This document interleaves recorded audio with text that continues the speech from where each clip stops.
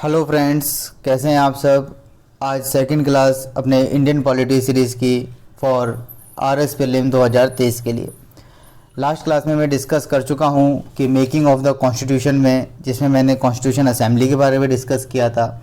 How the constitution assembly form, किस तरीके से फॉर्म हुई, क्या क्या फंक्शन थे, क्या क्या फीचर्स थे, ठीक है, किस तरीके से कॉन्स्टिट्यूशन फॉर्म हुआ, वो सब मैं डिस्कस कर चुका हूँ। जिन्होंने भी क्लास नहीं लगाई है लगा लीजिएगा। क्लास को एक सीक्वेंस में लेके चलोगे ज़्यादा अच्छे से समझ आएगा। और जैसा मैंने कहा है कि आरएस का 55 से 60 दिन में कोर्स कंप्लीट होएगा, बिल्कुल होएगा। क्लास लगाते चलिए, कहीं कुछ भी चीज़ नहीं छूटेगी और डेफिनेटली एग्ज़ाम निकलेगा जो भी क्लास लगाएगा। क्लासेस रेगुलरली लगानी है, जो बता रहा हूँ वो करते जाना है, ठीक है। नाउ आज जो हम डिस्कस करेंगे वो silent future of the constitution की बात करेंगे। जितने भी मैं यहाँ पे फ्यूचर डिस्कस करूँगा, इसका डिटेल डिस्कशन फ्यूचर वीडियोस में होगा, एक एक प्रोविज़न का, ठीक है। आज मैं आप ओवरव्यू ले लीजिए कि क्या क्या हमें कॉन्स्टिट्यूशन में पढ़ना है अपनी फ्यूचर क्लास के लिए, ठीक है। जितना भी मैंने पीडीएफ में पॉइंट मेंशन करे हैं और जितना भी मैं डिस्कस कर रहा हूँ आपके साथ, इसमें कोई प्लस माइनस मत करना, इतना तो करना ही करना है। और इतना ही कर लिया तो आरएस प्रीलिम्स आप 2023 आपका आराम से निकलेगा, ठीक है। क्योंकि ये जितना भी क्लासेस बनाई जा रही हैं ये आपके आरएस के पीवाईक्यू को देखते हुए और डिफरेंट स्टेट के पीसीएस यूपीएससी के भी पेपर्स को देखते हुए इन सारी क्लासेस को बनाई जा रही है कि कौन से टॉपिक में से किस तरीके का क्वेश्चन पूछे गए हैं, ठीक है। Okay, now first thing, silent future of the constitution की आज अपन बात करेंगे। और आपको पता होगा कि इंडियन कॉन्स्टिट्यूशन में जो मेजर प्रोविज़न जो हैं वो बोरोड है from the different constitution of the world, ठीक है। कुछ प्रोविज़न इस कंट्री के कॉन्स्टिट्यूशन से लिया, कुछ प्रोविज़न इस कंट्री के कॉन्स्टिट्यूशन से लिया, ठीक है। तो the provision of the constitution of India borrowed from the almost every constitution of the world, ठीक है। सबसे पहले अपन ये देख लेते हैं, ये क्वेश्चन पूछा जाता है इसलिए मैंने यहाँ पर एक टेबल फॉर्मेट में आपको दे दिया है कि कौन सी कंट्री से कौन सा फीचर हमने बोरो किया है, ठीक है। इसको लाइन टू लाइन याद कर लेना है, यहाँ से क्वेश्चन बार बार रिपीट होता है। गवर्नमेंट ऑफ इंडिया एक्ट 1935 में federal scheme, official office of governor, judiciary, public service commission, emergency provision and administrative detail, सारे के सारे जो प्रोविज़न हैं वो गवर्नमेंट ऑफ इंडिया एक्ट 1935 से। ब्रिटिश कॉन्स्टिट्यूशन से क्या क्या लिया गया है, basically parliamentary government, rule of law, legislative procedure, single citizenship, cabinet system, prerogative writs, parliamentary privileges and bicameralism, ठीक है। जितने भी ये वर्ड्स आप सुन रहे हो यहाँ पे, ये सारे डिस्कस होंगे इन फ्यूचर वीडियो, ठीक है। एक वीडियो में हर चीज़ नहीं समझाई जा सकती, आपके फ्यूचर वीडियो में एक एक चीज़ें, एक एक वर्ड डिस्कस होंगे। अभी आप फीचर्स देखिए, आप कॉन्स्टिट्यूशन का एक ओवरव्यू लीजिए कि हमें कॉन्स्टिट्यूशन में पढ़ना क्या क्या है, ठीक है। यूएस कॉन्स्टिट्यूशन की बात करें, fundamental right, independent judiciary, judiciary review, impeachment of president, removal of supreme court and high court and post of the vice president. Irish constitution से बात करें, इंपॉर्टेंट है DPSP, nominated member of the Rajya Sabha and the method of the election of the president. याद कर लीजिएगा, president का भी elections भी हैं, ये वाला पॉइंट याद रखिएगा, ठीक है। कैनेडियन कॉन्स्टिट्यूशन से federation of the stronger state, important है, ये वाला लाइन भी याद रखिएगा, federation of the stronger state, wasting the residuary power of in the centre, appointment of the state governor by the state and advisory judiciary of the supreme court, ठीक है। Australian constitution से हमने क्या क्या feature borrowed किए हैं, concurrent list, freedom of trade and commerce and inter state and joint sitting of the two house of the parliament. Germany constitution so suspension of the fundamental right during the emergency. USSR percentage Russia, fundamental duties and the ideal of the justice in the preamble. Justice mean social, economic, political. अभी preamble next class में होगा, तब मैं बताऊंगा preamble में किस तरीके का जस्टिस चाहिए होता है। फ्रेंच कॉन्स्टिट्यूशन में Republic of the idea of liberty, equality, fraternity of the in the preamble. South Africa constitution, procedure for the amendment of the constitution and election of the member of the Rajya Sabha, ठीक है। And the established by the law, procedure established by the law by the Japanese constitution. ये जितने भी table है, इसको please, जितनी भी table मैंने यहाँ पे आपके साथ डिस्कस करी है, इसको बाय हार्ट याद कर लेना, क्योंकि यहाँ से क्वेश्चन बार बार पूछा जाता है और मैक्सिमम टाइप रिपीट होता ही है यहाँ से क्वेश्चन, ठीक है भाई। इसको आप मत छोड़िएगा, इस टेबल को प्लीज़ कर लीजिएगा, मैं ये इसकी PDF टेलीग्राम ग्रुप में प्रोवाइड करवा दूंगा। टेलीग्राम ग्रुप जो है ज्वाइन कर लीजिएगा, उसका लिंक मैं डिस्क्रिप्शन में दे दूंगा, ठीक है। नाउ साइलेंट फ्यूचर की बात करते हैं। साइलेंट फ्यूचर क्या है? मैंने आपसे पहले ये चीज़ बोली है कि जितने भी पॉइंट मैं आपके से डिस्कस करने वाला हूँ उसका डिटेल डिस्कशन एक पर्टिकुलर एक स्पेसिफिक लेक्चर में होगा, ठीक है, क्योंकि हर एक पॉइंट के लिए एक स्पेसिफिक लेक्चर बनेगा, एक स्पेसिफिक क्लास होगी, ठीक है। अभी ये समझिए क्या पढ़ना है क्या नहीं पढ़ना है। Now silent future of the constitution, lengthiest and written constitution. Now Indian constitution basically a lengthiest and the written constitution. Basically two type of constitution, written and unwritten. Like the American it is a written constitution, unwritten constitution is the Britain constitution, and in the written constitution Indian constitution is the lengthiest written constitution, ठीक है भाई। Now drawn from the various sources, मैंने अभी आपको बताया कौन कौन से सोर्सेज कहाँ से हमने बेसिकली बोरो करे हैं प्रोविज़न, कॉन्स्टिट्यूशन जो हमारे कॉन्स्टिट्यूशन में प्रोविज़न है वो कहाँ से बोरो करें, वो सारा का सारा मैंने अभी आपको डिस्कस करा है। Now third is a blend of the rigidity and the flexibility, ठीक है। इसका क्या मतलब है थोड़ा ध्यान से समझना। देखो ये मैंने इसलिए डाला है, ये मैं स्पेसिफिक टॉपिक एक स्पेसिफिक चैप्टर के लिए है, ये मैंने यहाँ पे इसलिए डाला है silent future of the constitution, ताकि आपको जब इन चीज़ों के आप जब पढ़ोगे इन फ्यूचर वीडियोज़ में तो आपको कुछ नया ना लगे, ठीक है ना। ये सारा कुछ आपको फ्यूचर क्लासेस में पढ़ना ही है, ठीक है। Blend of the rigid and the flexibility की जब हम बात करते हैं तो इसका मतलब क्या होता है? इसका मतलब ये होता है कि बेसिकली देखो कॉन्स्टिट्यूशन जो अमेंड होता है वो 368 के अंदर होता है, और कॉन्स्टिट्यूशन अमेंड 3 तरीके से होता है, ठीक है। या तो special majority of the parliament लग जाए, या फिर special majority of the parliament with state ratification, या फिर सिंपल मेजोरिटी से कॉन्स्टिट्यूशन अमेंड हो जाए। यहाँ से जो रिजिडिटी एंड फ्लेक्सिबिलिटी का जो रिलेशन है वो basically amendment of the constitution से रिलेट करता है, ठीक है ना। जैसे कि मैंने आपके सामने डाला है, some provision can be amended by the special majority of the parliament. Special majority, अब देखिए स्पेशल मेजोरिटी क्या होती है, सिंपल मेजोरिटी क्या होती है, इफेक्टिव मेजोरिटी क्या होती है, एब्सोल्यूट मेजोरिटी क्या होती है, ये पार्लियामेंट वाले चैप्टर में मैं करवाऊंगा। EPFO वालों को करवा चुका हूँ, वो वीडियो भी डली हुई है, जिसको देखनी हो वो देख सकता है। RS वाले के लिए दोबारा होगी, ठीक है। स्पेशल मेजोरिटी का मतलब है 2/3 of the majority of the member of the each house present and voting and the majority of the total of the membership of the each house. Second जो अमेंडमेंट होता है वो स्पेशल मेजोरिटी के साथ आपको half of the state ratification चाहिए होता है।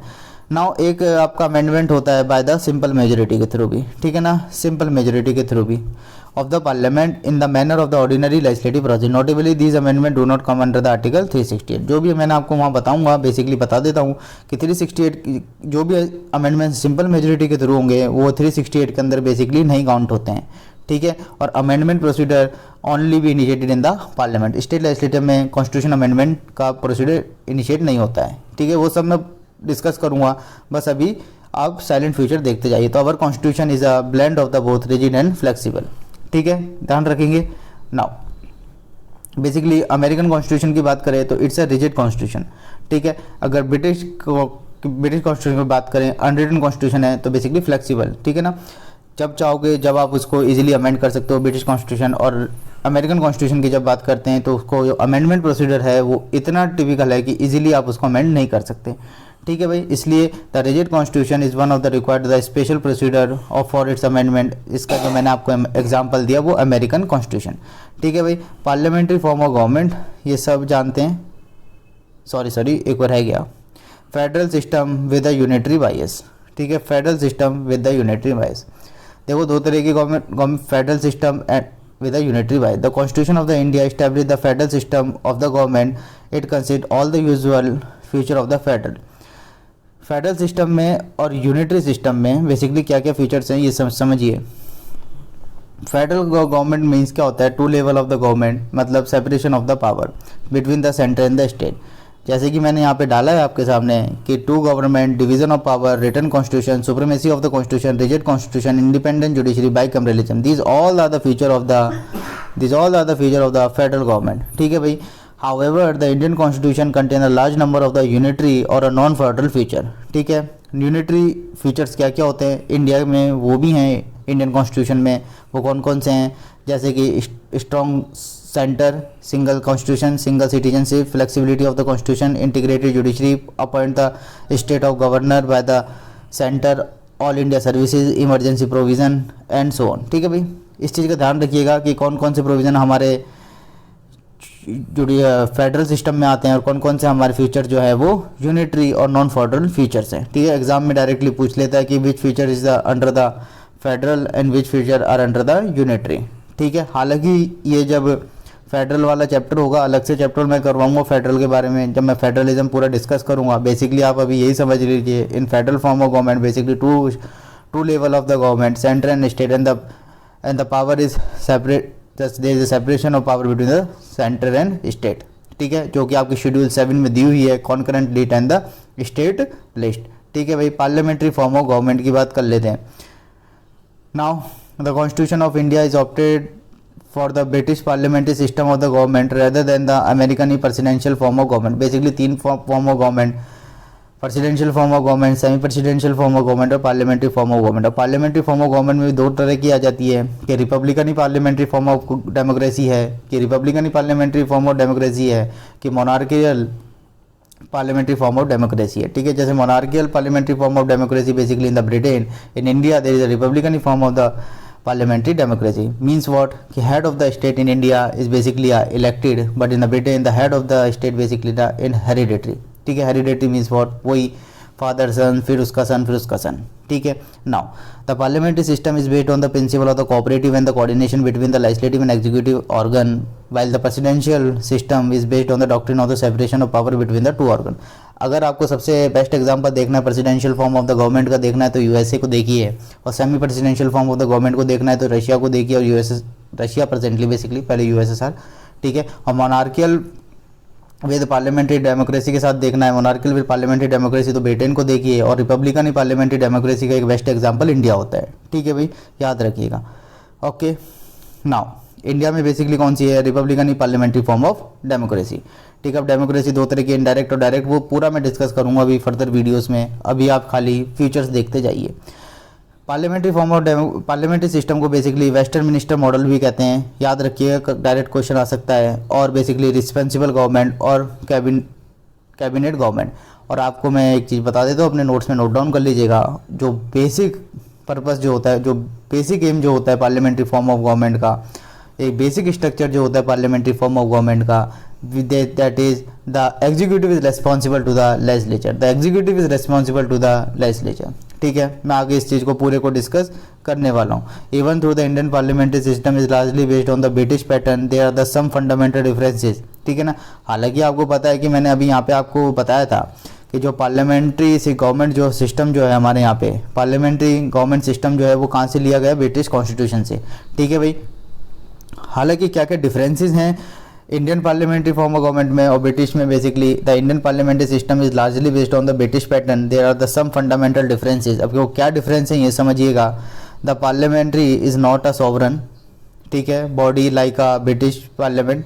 ठीक है, ये चीज़ मैं आपको पहले क्लियर कर देता हूँ, ये बता देता हूँ कि ब्रिटिश पार्लियामेंट इज सोवरन। ठीक है, in Britain the parliament is sovereign, in USA basically a judiciary is sovereign, in India basically a citizen of India or people of India is sovereign। ठीक है, इंडिया में ना तो parliament sovereign है, ना judiciary sovereign है, और ना कॉन्स्टिट्यूशन सोवरन है। कल को क्वेश्चन आ जाए इंडिया में, ये 4 ऑप्शन दिए हुए, which one is a sovereign, कल को पार्लियामेंट जुडिशरी दिया हो, पार्लियामेंट दिया हो या पीपल दिया हो, तो आंसर क्या होगा, पीपल होगा। कॉन्स्टिट्यूशन दिया हो, आंसर क्या होगा, पीपल होगा। इंडिया में पीपल इज सोवरन, इंडिया में पीपल इज सुप्रीम। ठीक है ना, ब्रिटेन में सुप्रीम कौन है, पार्लियामेंट। ठीक है, और यूएस में कौन, जुडिशरी। ठीक है, further the Indian state has a elected head while the British state has a hereditary head, मतलब मोनार्की। ये मैं पहले भी डिस्कस कर चुका हूँ। तो क्या डिफरेंस है, डिफरेंस 2 ही हैं, दोनों में पार्लियामेंट्री सिस्टम है, लेकिन डिफरेंसेस क्या है, Indian parliamentary is not a sovereign but body like a British parliament.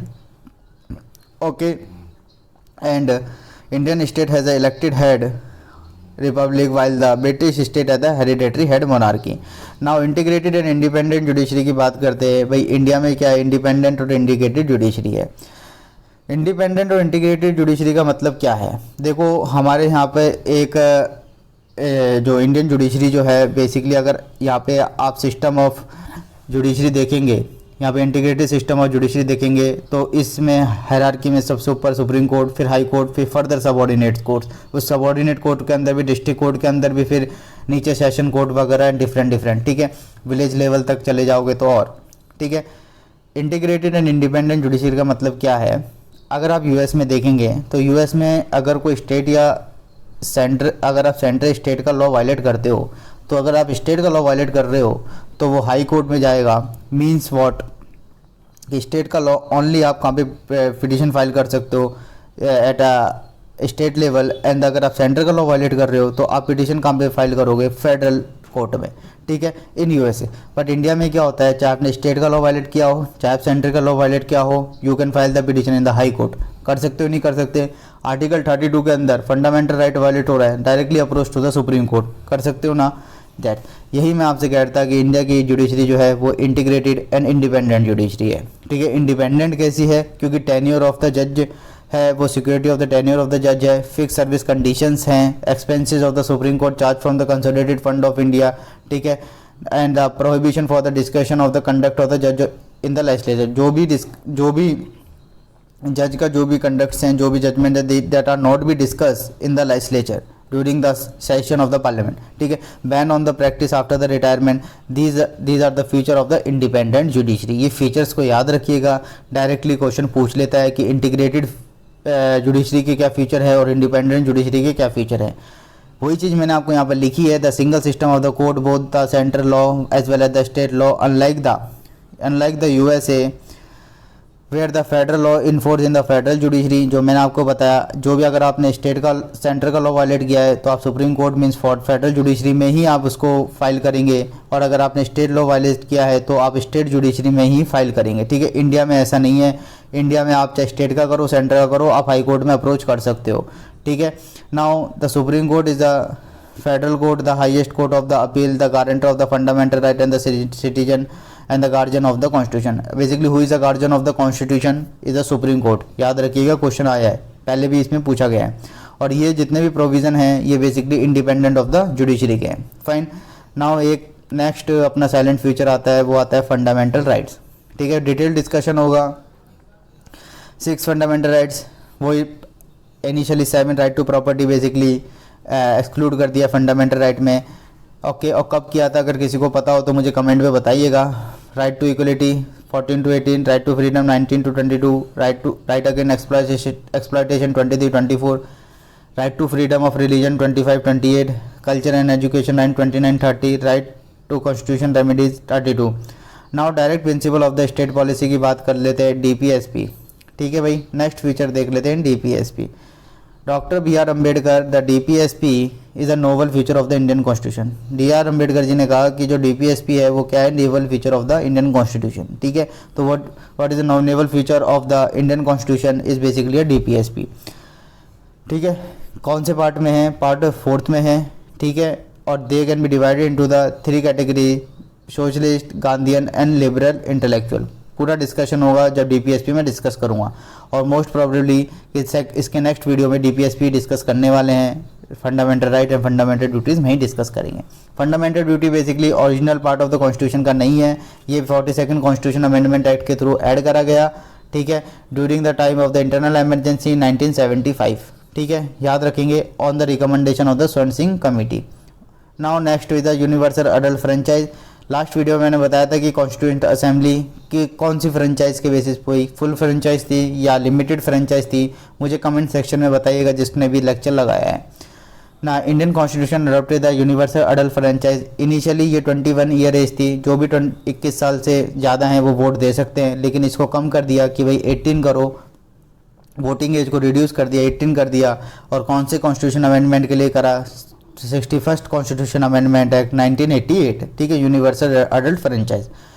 Single citizenship like USA, unlike USA, आप लोगों को पता होगा यूएसए में बेसिकली आप फेडरल फॉर्म ऑफ गवर्नमेंट है। अगर best example of the federal form of government आपको देखना है तो यूएसए को देखिए, complete separation of the power है। Complete separation of the power का मीन्स क्या है? Legislative, executive and judiciary do their work independently, ठीक है, आप अपना काम करिए, कोई एक दूसरे पे इंडिपेंडेंट नहीं है। बट इंडिया में क्या है? इंडिया में कंप्लीट सेपरेशन ऑफ पावर नहीं। हालांकि इंडिया में भी सेपरेशन ऑफ पावर है, लेकिन एक कंप्लीट सेपरेशन ऑफ पावर नहीं है, क्योंकि इंडिया में चेक एंड बैलेंस की थ्योरी को बेसिकली अप्लाई किया जाता है, चेक एंड बैलेंस की। अब ये क्या होता है ये मैं फर्दर वीडियोज़ में आपसे डिस्कस करूँगा, ठीक है। and through the Indian constitution is federal and envisage the dual polity means center and state. The power are divided between the center and state, two level of the government. ठीक है, इसमें US में भी ऐसे ही है, but US में dual citizenship है, एक आप सिटीजन ऑफ यूएस से हो और एक आप सिटीजन हो जिस स्टेट से आप बिलोंग करते हो। लेकिन इंडिया में you are a citizen of India, ठीक है ना, यू आर सिंगल सिटीजनशिप। अगर सिंगल सिटीजनशिप है, ड्यूल सिटीजनशिप का प्रोविज़न नहीं है, बट यूएसए में ऐसा है, ठीक है, याद रखिएगा। और ये किसका फीचर हो गया, फिर बताइएगा मुझे किसका फीचर हो गया ये। नाउ इमरजेंसी प्रोविज़न की बात करें, हम इमरजेंसी प्रोविज़न को भी डिस्कस करेंगे। तीन तरह की इमरजेंसी होती है, central national emergency, state emergency, financial emergency. National emergency under article 352, state emergency basically जिसे प्रेसिडेंशियल रूल भी कहते हैं, ये 356 के अकॉर्डिंग भी लगती है और 365 के अकॉर्डिंग भी लगती है। 356 के अकॉर्डिंग जब लगती है जब failure of the constituent machinery, means what, अगर स्टेट जो है वो कॉन्स्टिट्यूशन प्रोविज़न के अकॉर्डिंग वर्क नहीं कर रहा है तो 356 लगेगी, और अगर direction of the state centre को नहीं स्टेट फॉलो कर रहा है तो 365 के अकॉर्डिंग इमरजेंसी लगेगी, याद रखिएगा। ठीक है, मैं एक भी पॉइंट मिस नहीं कर रहा हूँ, ठीक है, मैं सारे पॉइंट कवर करके चल रहा हूँ जो आपके आरएस प्रीलिम्स में पूछे जा सकते हैं। ठीक है, तो स्टेट इमरजेंसी के टू प्रोविजन है इन द कॉन्स्टिट्यूशन, 356, 365। 356 में तब लगेगी जब failure of the constitution machinery in the state जो है not work as per the constitutional provision, and 365 जब लगेगी जब स्टेट जो है not comply with the direction of the centre. Okay, तीसरी इमरजेंसी होती है फाइनेंशियल इमरजेंसी, जो कभी लगी नहीं, 360 के अंदर ये लगती है। ठीक है, मुझे बता दीजिएगा कि नेशनल इमरजेंसी कितनी बार इंडिया में लगी है और किस किस बेसिस पे लगती है नेशनल इमरजेंसी। किसी को पता है तो मुझे कमेंट सेशन में, और ये प्लीज़ यार कमेंट वगैरह करा करो, बताया करो, जो मैं पूछता हूँ आप लोग कमेंट नहीं करते उसके आंसर दिया करो। ठीक है, now originally the Indian constitution like any other federal constitution provide a dual polity and the origin contain the provision with regard of the organization and the power of the center and state. Later is 73 and 74 Constitution Amendment Act 1992 which added the three tier of the government. Simple बात ये है, initially two tier of the government, center and state. 73rd and 74th Constitution Amendment Act from the at the 1992 में हमने ये दो constitution amendment act करे जिसमें three tier of government हुई। Three tier of government is nothing but the local government भी हमने add करा। ओके, ये कुछ साइलेंट फीचर थे आपके, थ्री टायर गवर्नमेंट, उसके बाद आपका emergency provision, single citizenship, universal franchise, fundamental duty, DPSP, fundamental right, integrated independent judiciary क्या होती है, पार्लियामेंट्री फॉर्म ऑफ गवर्नमेंट में federal system, unitary wise, blend of rigid and flexibility, drawn in the various constitution and lengthiest written constitution. ये table को please याद कर लीजिएगा, majorly तो क्वेश्चन जो बनेगा यहाँ से वो इस टेबल से क्वेश्चन बनने के बहुत चांसेस हैं। ठीक है भाई, ये कॉन्स्टिट्यूशन ये टेबल को प्लीज़ बाय हार्ट याद कर लीजिएगा। ओके, नेक्स्ट वीडियो में मिलते हैं, उसमें फंडामेंटल राइट, डीपीएसपी, प्रियम्बल वगैरह वाला पार्ट अपन कंप्लीट करेंगे। और लेक्चर को रिवाइज करिए मैक्सिमम, और वीडियोस को शेयर करिए एंड चैनल को सब्सक्राइब करिए ताकि और भी स्टूडेंट इसका बेनिफिट ले पाए। पूरी फ्री सीरीज़ चल रही है जिसपे इंडिया वाला पार्ट भी होगा, राजस्थान वाला पार्ट भी होगा, जितना भी जीएस का पार्ट है आपका पूरा करवाया जाएगा, to the point exam oriented पूरी बात होगी। ठीक है, जो भी प्रीलिम्स में क्वेश्चन पूछे जा सकते हैं और जो पूछे गए हैं उसी बेसिस पर पूरी का पूरा अपन डिस्कशन करेंगे। टेलीग्राम ग्रुप ज्वाइन कर लीजिएगा, इसका लिंक जो है वो मैं डिस्क्रिप्शन में प्रोवाइड करवा दूंगा, वहाँ से पीडीएफ को डाउनलोड कर लीजिएगा और मैक्सिमम इसका रिवीजन करिएगा। Okay, thank you, bye.